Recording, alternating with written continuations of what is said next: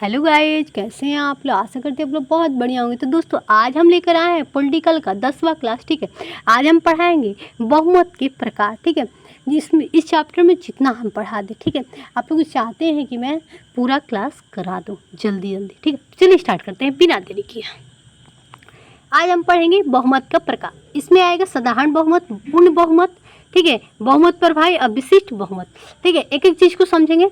ये क्या होता है? साधारण उपस्थित सदस्यों का बहुमत। ठीक है, 50% उपस्थित और मतदान करने वाले सदस्य। ठीक है, पूर्ण बहुमत मतलब संपूर्ण सदस्य का 50%। ठीक है, विशिष्ट बहुमत संपूर्ण सदस्य का जो क्या बोलते हैं, संपूर्ण स्ट्रेंथ वैकेंसी का बहुमत जो होता है ना, संपूर्ण चीज़ का जो मतलब वैकेंसी का बहुमत होता है 2/35 + 1/2। ठीक है, विशेष बहुमत क्या होता है? तो संपूर्ण सदस्यों का प्लस उपस्थित सदस्य का की संख्या का 50%। ठीक है, ये क्या होता है? चुनाव जज बटा चुनाव आयुक्त आदि को हटाना विशिष्ट बहुमत में होता है। ठीक है,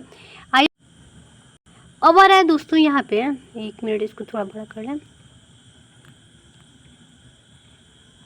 अब आ रहा है अनुच्छेद 61। इसमें क्या आएगा? महाभियोग आएगा।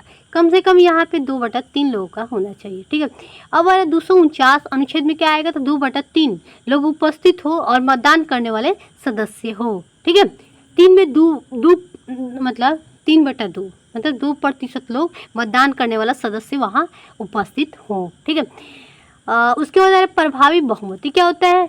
इसमें आएगा उपराष्ट्रपति, स्पीकर और उपाध्यक्ष को हटाना, लेकिन इसके चुनाव के लिए साधारण बहुमत होता है। ठीक है, आइए इसके बाद हम समझते हैं। अब अनुच्छेद 101 सीटों की रिक्तियां। एक व्यक्ति एक ही समय पर संसद के दोनों सदनों या राज्य के दोनों सदनों का सदस्य नहीं हो सकता है। ठीक है, मतलब एक ही समय में संसद और राज्य के दोनों सदनों का सदस्य नहीं हो सकते। या तो वो लोकसभा का हो सकता है, या तो या तो राज्यसभा का हो सकता है, या तो संसद का सदस्य हो सकता है। ठीक है, इसमें त्याग क्या होता है? तो पीठासीन अधिकारी को त्याग पत्र देना होता है। इसमें 60 दिन तक बिना सूचना के अनुपस्थित होना पड़ता है। बिना सूचना के अगर कोई अनुपस्थित रहता है तो उसे क्या होता है? उसको हटा दिया जाता है, उसकी सदस्यता समाप्त कर दी जाती है। ठीक है, आइए हम समझते हैं इसके बाद 102 में क्या आएगा? सदस्यता की अयोग्यता क्या होती है? उसमें क्या होगा कि उनको सदस्यता नहीं मिल सकती है। तो पागल, दिवालिया ना हो। अगर पागल और दिवालिया होगा तो अयोग्यता होगा। योग्य मतलब अयोग्य या अयोग्यताएं हो, अयोग्य क्या योग्य होगा? योग्य। अगर वो पागल होगा तो योग्य नहीं होगा, उनको सदस्यता नहीं मिल सकती है। ठीक है, उसके मरने के लिए क्या क्या चाहिए? तो पागल और दिवालिया ना हो, भारत का नागरिक हो, 2 वर्ष से ज़्यादा का सजा ना हो। ठीक है, चलिए हम आगे समझते हैं दोस्तों।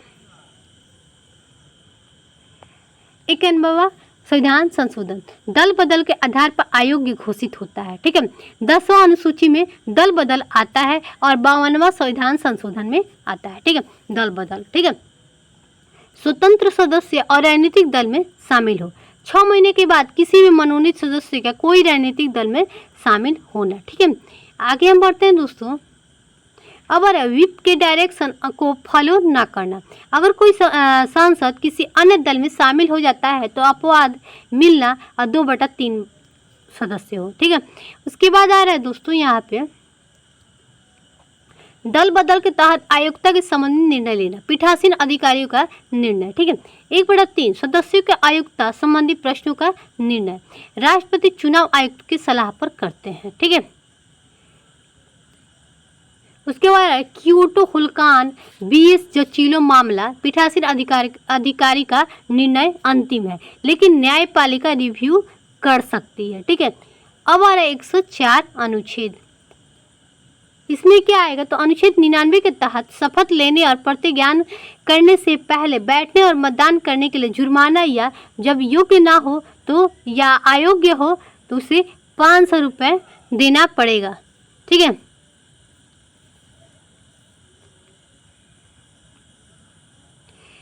अब आ रहा है 105 अनुच्छेद, सदनों के दोनों संसद के दोनों सदनों और उसके सदस्य और समितियों की शक्तियाँ और विशेष अधिकार आदि। ठीक है, संसद में बोलने का अधिकार, मंत्री का किसी भी विरोध बोलना, सांसद में न्यायालय में बाध्य योग्य ना हो, कुछ भी बहस कर सकता है। ठीक है, 105 में आएगा। अब आ रहा है एमपी को दीवानी मामलों में सत्र के प्रारंभ के 40वें दिन पहले 40 दिन बाद गिरफ्तार नहीं किया जा सकता है।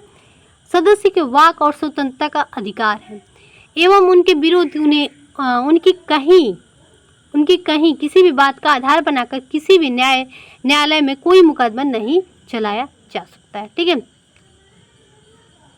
अब आ रहा है दीवानी मामले में गिरफ्तार नहीं कर सकते हैं, लेकिन फौजदारी मामलों में गिरफ्तार हो सकता है। 106 में आएगा संसद सदस्यों के वेतन और भत्ते आएगा, संसद द्वारा तय किया जाता है। ये क्वेश्चन बार बार पूछ देता है दोस्तों, तो याद रखिएगा। ठीक है, आइए हम आगे बढ़ते हैं दोस्तों। अब 107 अनुच्छेद में क्या आएगा, विधेयकों की पेश करने और पारित करने के संबंध में प्रावधान। विधेयक किसी भी सदन में आ सकता है। ठीक है, अब है बिल कितने तरह के होते हैं, तो साधारण बिल, धन विधेयक और संविधान संशोधन विधेयक। ठीक है, इसमें सार्वजनिक साधारण विधेयक में क्या होता है, सार्वजनिक विधेयक होता है, एक सप्ताह का नोटिस दिया जाता है। और निजी में क्या होता है, तो 1 महीने के नोटिस दिया जाता है। निजी सदस्यता लाता है जो मंत्री नहीं होता है। अब आ रहा है निजी, तो 1 महीने की नोटिस दिया जाता है, निजी सदस्य लाता है जो मंत्री नहीं होता है। ठीक है, अब बिल का पतन कैसे होता है आइए समझते हैं। सत्रवासन में बिल खत्म नहीं होगा। ठीक है, डिस्ट्रीएशन में खत्म होता है, डिस्क्लोशियोशन में खत्म होता है। आइए उसके बाद हम समझते हैं दोस्तों 108 अनुच्छेद में कुछ मामलों में दोनों सदनों की बैठक होती है, अनुच्छेद 108 में आता है। ठीक है, लोकसभा और राज्यसभा। ठीक है, आइए इसके बाद हम समझते हैं दोस्तों राष्ट्रपति संयुक्त बैठक बुलाता है, लोकसभा के नियम अनुसार बुलाता है। 3 बार बैठक किया जाता है, 3 बार संयुक्त बैठक। कब कब हुआ है, तो एक बार हुआ है दहेज प्रथा बिल 1960 में पारित हुआ था। एक हुआ था बैंकिंग सर्विस कमीशन, ये 1977 में। आतंकवाद को रोकथाम विधेयक कब हुआ था, 2002 में। चलिए उसके बाद हम समझते हैं दोस्तों संयुक्त बैठक की अध्यक्षता कौन करता है, तो लोकसभा के अध्यक्ष जो अनुपस्थित रहते हैं तो उपाध्यक्ष करवाते हैं। ठीक है, और ये उपस्थित रहेंगे तो राज्यसभा के उपाध्यक्ष करवाएंगे। ठीक है, उसके बाद राज्यसभा के सभापति संयुक्त बैठक की अध्यक्षता कभी नहीं करता है, तो शायद नहीं करेंगे, लेकिन उपाध्यक्ष कर सकते हैं जब अध्यक्ष नहीं रहेंगे तो। ठीक है, अब अनुच्छेद 109 धन विधेयक के संबंध में विशेष प्रक्रिया। ठीक है, धन विधेयक केवल लोकसभा में आ सकता है, राज्यसभा में केवल 14 दिन रोक सकता है। ठीक है, राज्यसभा 14 दिन रोक सकता है। चलिए हम आगे बढ़ते हैं दोस्तों। राज्यसभा संशोधन नहीं कर सकता है, केवल अनुशंसित कर सकता है। ठीक है, धन विधेयक के संबंध में राज्यसभा के पास सीमित शक्ति है। धन विधेयक के संबंध में संयुक्त बैठक का कोई प्रावधान नहीं है। अब अनुच्छेद 110 धन विधेयक की परिभाषा। कोई विधेयक धन विधेयक है या नहीं लोकसभा के अध्यक्ष तय करता है। आइए हम आगे बढ़ते हैं दोस्तों। विधेयक जो धन विधेयक नहीं होगा क्या करेगा, जुर्माना, फीस, सामान्य साधारण उद्देश्य से लागू कर सकता है। ठीक है, अब अनुच्छेद 111 में क्या आएगा, तो विधेयकों की सहमति। ठीक है, 111 अनुच्छेद में आएगा। इसमें क्या होता है, वीटो शक्ति होता है। पूर्ण वीटो मतलब बिल को निरस्त कर सकता है। निलंबन वीटो बिल को वापस कर सकता है। पॉकेट वीटो कोई प्रतिक्रिया नहीं करना। इसका ज्ञानी जो है जेल सिंह द्वारा प्रयोग पहली बार किया गया था पॉकेट वीटो का। ठीक है, हम लोग सोचते थे। उसके बाद क्वालिफाइड वीटो का उपयोग कहाँ होता है, तो भारत के राष्ट्रपति के पास ये क्वालिफाइड वीटो नहीं है। ठीक है, हमारे देश में क्वालिफाइड वीटो नहीं है। आइए इसके बाद हम समझते हैं दोस्तों, धन विधेयक के मामले में राष्ट्रपति बिल को वापस नहीं कर सकता है। धन विधेयक राष्ट्रपति की सहमति से ही आता है। संविधान संशोधन के मामले में राष्ट्रपति किसी भी वित्तों का प्रयोग नहीं कर सकता है। 24वां संविधान संशोधन में आता है। आइए हम इसके बाद समझते हैं। अनुच्छेद 112, इसमें क्या आएगा? वार्षिक वित्तीय विवरण आएगा, बजट में नहीं लिखा है। ठीक है, ये क्या है? राष्ट्रपति प्रत्येक वित्तीय वर्ष में संबंध में सदनों के दोनों सदनों के समक्ष उस वर्ष के लिए भारत सरकार का अनुमानित प्राप्ति और व्यय के एक विवरण पेश करवाएगा। ठीक है, अब आ रहा वार्षिक वित्तीय विवरण। इसमें क्या होगा? भारत की समेकित निधि के लिए राशि, ठीक है, मानदेय नहीं है, वेतन भत्ते होगा। ठीक है, अन्य पूर्तियों के लिए राशि मिलेगा केवल लोकसभा में। ठीक है, राष्ट्रपति की सिफारिश के अलावा अनुदान का कोई मांग नहीं की जाएगी। ठीक है, अब आरएस के बजट पर कोई शक्ति प्राप्त नहीं, केवल लोकसभा में मत वोट की शक्ति है। अनुच्छेद 113 में अनुमान के संबंध में संसद की प्रक्रिया। 114 में विनियोग विधेयक, वोटिंग की अनुमति नहीं। ठीक है,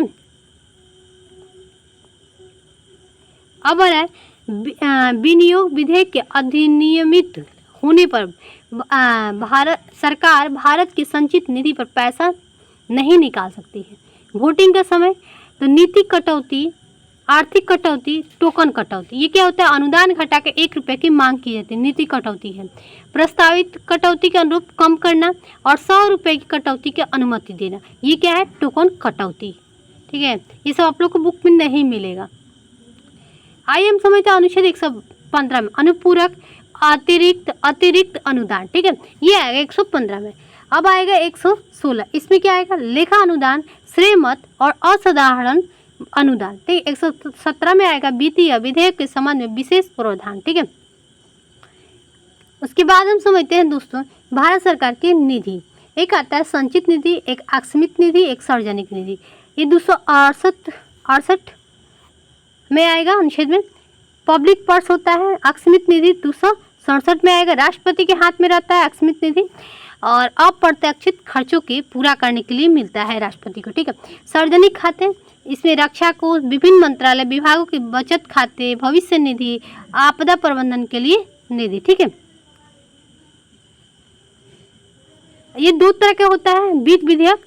एक वित्त विधेयक होता है आपदा प्रबंधन के लिए निधि, 2 तरह का होता है, एक वित्त विधेयक और एक वित्त विधेयक 1, एक विधेयक 2। इसमें राष्ट्रपति होते हैं। ठीक है, इसमें साधारण विधेयक की सम्मान होती है। अब आता अनुच्छेद 118 प्रक्रिया का नियम होता है।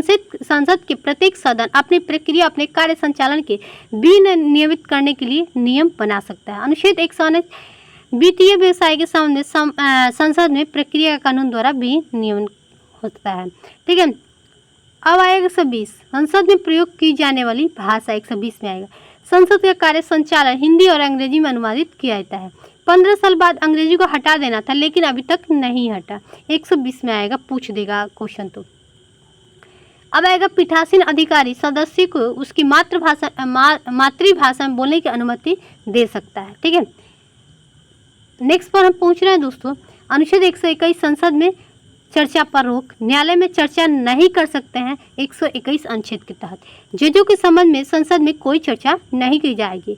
122 में अदालतें संसद की कार्यवाही की जांच नहीं करेगी। ठीक है, 123 में संसद के अवकाश के दौरान अध्यादेश प्रयापित करने की राष्ट्रपति के पास शक्ति होता है। राष्ट्रपति की विधायिक शक्तियां होती है। जब संसद के एक सदन सत्र में ना हो तो तब क्या अध्यादेश लाया जा सकता है? हाँ, अध्यादेश का अधिकतम सीमा कितने समय की होती है? 6 महीना 6 सप्ताह। राज्यपाल का अध्यादेश 213 अनुच्छेद में।